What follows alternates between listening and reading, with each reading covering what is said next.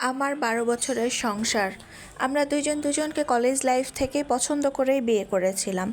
পছন্দের বিয়ে হলেও আমি এই ১২ বছরের সংসারে একটা দিনের জন্য আমার স্বামীর সাথে সংসার করে আমি সুখ পেলাম না। সাথে তো আছে আমার শাশুড়ি এবং আমার ননদের অত্যাচার। খেতে বসেও আমি কখনো পেট ভরে খেতে পাই না আমার শাশুড়ি আর আমার ননদের অত্যাচারের কারণে।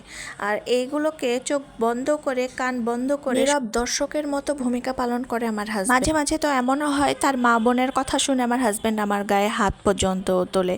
একদিন এমনও হলো যে সে 30 মিনিট পর্যন্ত সে আমাকে বেধরম মারলো।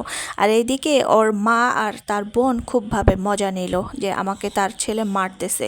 এটা দেখে অনেক তারা মজা নিয়েছে। আর এই দৃশ্য দেখে আমি কষ্ট যে কোথায় লুকিয়ে রাখবো সে কষ্ট আসলে বলে প্রকাশ করার মতো না। আজকে আমি এই কথাগুলো লিখতেছি আপনাদের সামনে প্রকাশ করতেছি, কারণ হচ্ছে আমার হাজব্যান্ডের কাছ থেকে আমি আজকে অনেক দূরে, আমি তাকে মুক্তি দিয়ে চলে এসেছি। যে আমি যেহেতু তার জীবনের একটা আপদের মতো অবস্থান করছি, তো আমি এই আপদ হিসেবে তার জীবনে আমি আর থাকতে চাই না। এজন্য আমি নিজেই তাকে ডিভোর্স দিয়ে আজকে চলে এসেছি। আমি ডিভোর্সের আগে অনেক তাকে বোঝানোর চেষ্টা করেছিলাম যে একটু মানিয়ে গুছিয়ে নিলেই কিন্তু আমি সংসারে থেকে যাব, কারণ আমি তো ভালোবেসে আমার সংসারটাকে করতে চেয়েছিলাম, আমার স্বামী সংসার করতে চেয়েছিলাম, তার হাত ধরে আমি চলে এসেছিলাম। কিন্তু আমার স্বামী কিছুতেই বুঝতে রাজি না। সে শুধুমাত্র তার বোন এবং মায়ের কথা শুনেই চলতে রাজি। সে বিন্দুমাত্রও আমাকে ভালোবাসে না।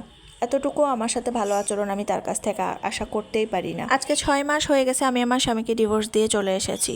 আর এখন আমার স্বামীর কী মতি হয়েছে আল্লাহ মাবুদ ভালো জানে। সে এখন আমার কাছে নতুন করে আসছে নাটক করার জন্য। সে এখন আমার কাছে ক্ষমা চায়। সে নাকি আমাকে ছাড়া এখন থাকতে পারছে না, আমাকে এখন ঘরে আবার ফিরিয়ে নিয়ে যেতে চায় এবং সে আমাকে ভালোবাসতে চায়। তার মা বোনরা যে আমার প্রতি অন্যায় করেছে সে এটা এতদিন পরে বুঝতে পেরেছে।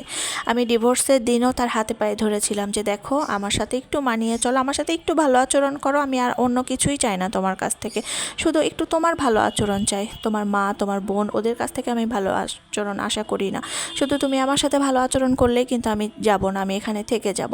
কিন্তু আমার স্বামী সেদিন এতটাই পাথর হয়ে দাঁড়িয়েছিল যে আমার কোনো কথাতেই আমি তাকে গলাতে পারিনি।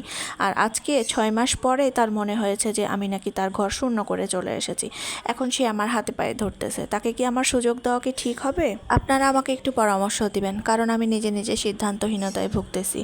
আবার তাকে আমার সুযোগ দেওয়া ঠিক হবে কিনা, কারণ যে ব্যক্তি একবার আমার কোনো কথাতেই গলাতে পারিনি আমি তাকে, যে ব্যক্তি আমার উপরে এতটা নিষ্ঠুর আচরণ করতে পেরেছে, সে এখন আমার প্রতি সদয় আচরণ করবে এটা আমি কখনো ভাবতেও পারি না।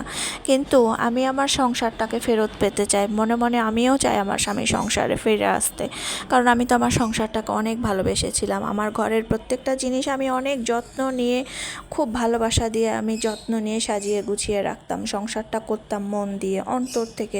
সে হয়তো আমাকে ভালোবাসতো না, কিন্তু আমি তো তাকে ভালোবাসতাম, তার পরিবারের প্রত্যেকটা মানুষকে ভালোবাসতাম। এখন আমি ভয় পাচ্ছি, আমি আমার নিজেকে নিয়ে ভয় পাচ্ছি, আমার ভবিষ্যৎ নিয়ে ভয় পাচ্ছি। আমি জানি না আমি কি করব, আমার কি করা ঠিক হবে। আপনারা আমাকে পরামর্শ দিয়ে সাহায্য করবেন, আমি এখন কি করব।